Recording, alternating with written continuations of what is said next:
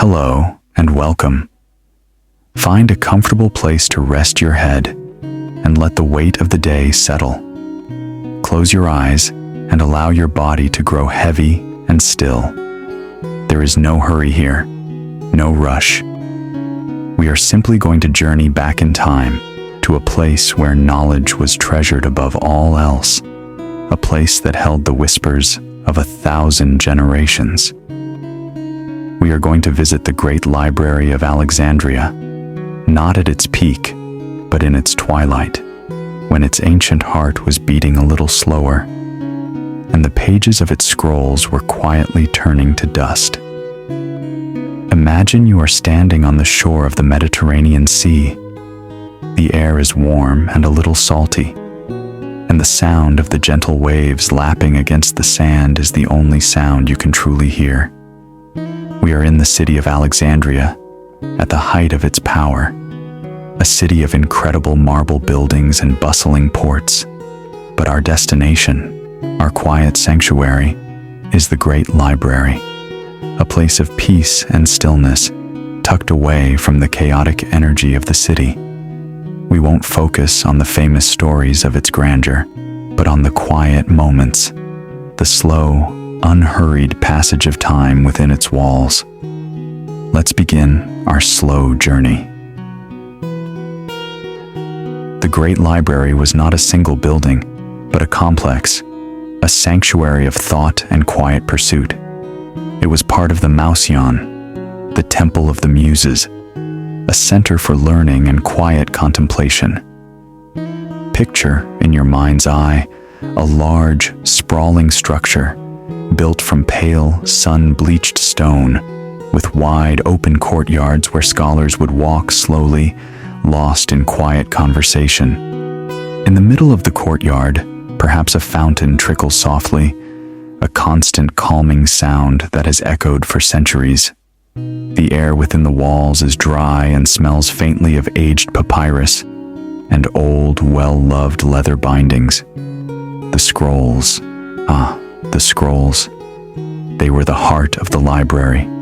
Tens of thousands of them, perhaps hundreds of thousands.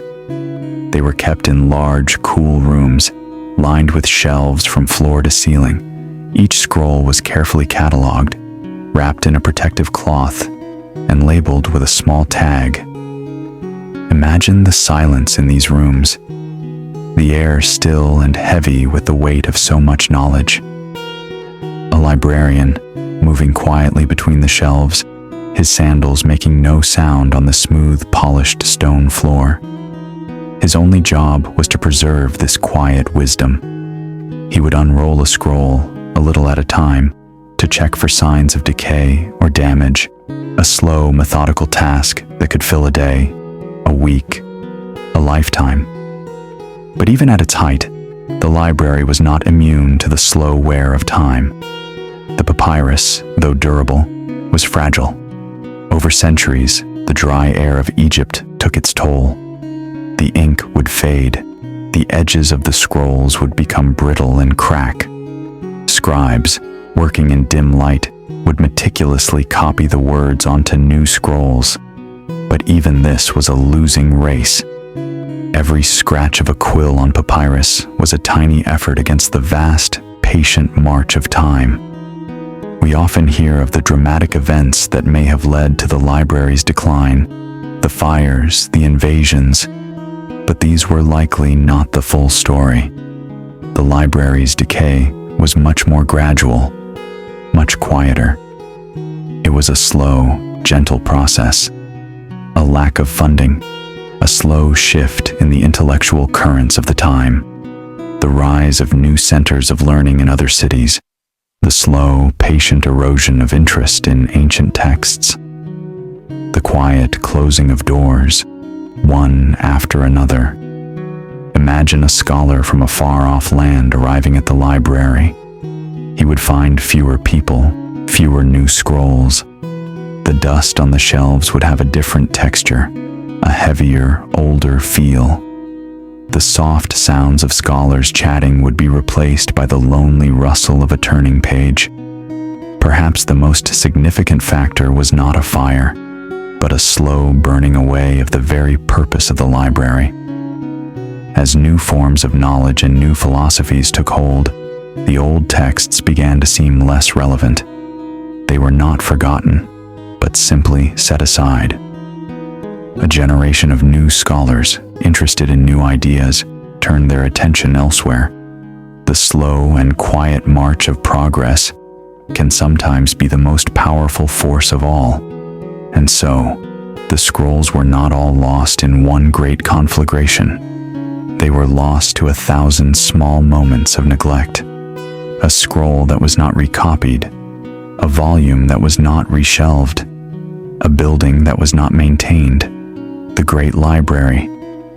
It did not end with a bang, but with a quiet whisper, a silent letting go of the knowledge of the past. It did not fall. It simply faded away, slowly, and with great peace. And now, as we gently return to the present, let the stillness of this slow history stay with you. The dust of the ancient scrolls, the quiet rustle of the sea breeze outside the library walls, the sound of the world slowing down, just for you. There is nothing left to do now but to rest and let sleep come to you, as quietly and gently as the fading light of a long ago day, on a long ago shore, on the beautiful, quiet city of Alexandria. Good night.